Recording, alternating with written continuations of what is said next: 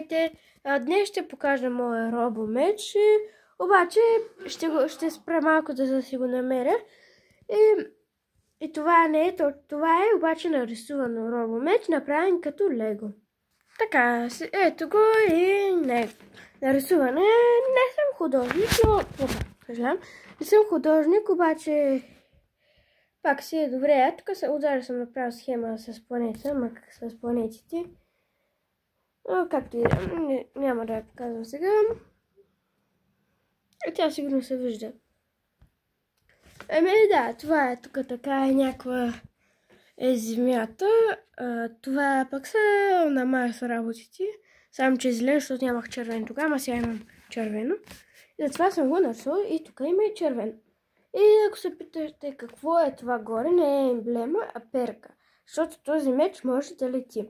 Тази перка е закрита, е просто с мрежа, която ще бъде, т.е. като лего направено, с специална мрежа, която може да се закача в легото. Така е сложено. И затова не се вижда добре. И тук така има също две. За самото острие. И защо е меч, можеше да бъде просто дрон. И тези червените неща са лазери. А пък тази точка е предавател. И в тази предавател има и камера. И този предавател за какво? Този предавател ние му задаваме команда. Този предавател се свързва с специален, т.е. с сателит, просто с сателита. И ние имаме специално дистанционно и с него може да натиснем едно копче, то се предава сигнала в сателита, от сателит се предава на меча. И така ние можем да му дадем команда и той изпълнява всяка наша команда.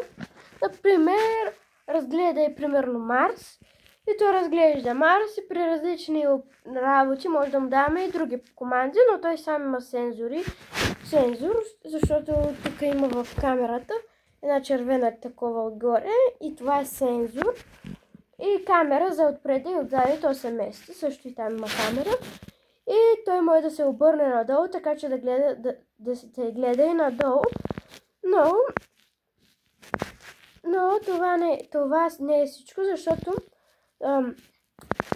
това е меч като дрон. Например, и също може да го контролираме с ръката си, с специална ръкавица.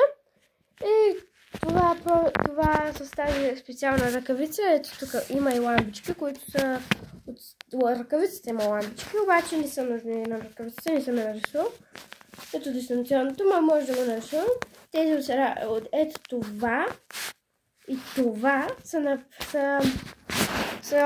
лампички. А пък това прилича на лампичка, обаче не е.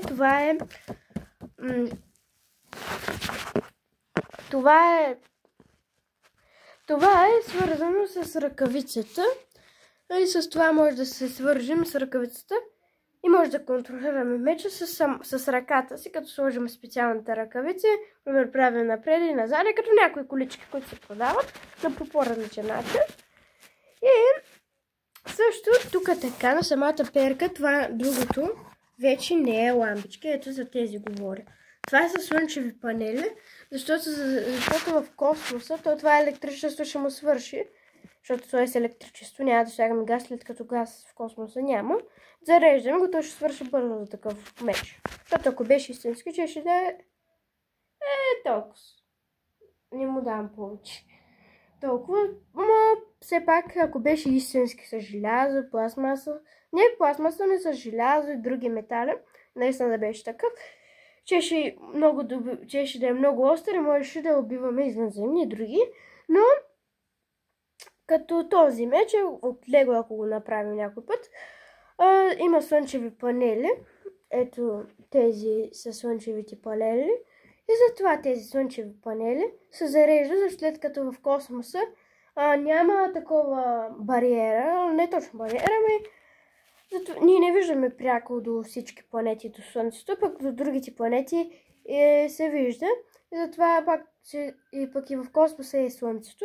Затова ще може да взимат по слънчевите панели от Слънцето светлина и така да се захранват. Това е от мене и до нови срещи.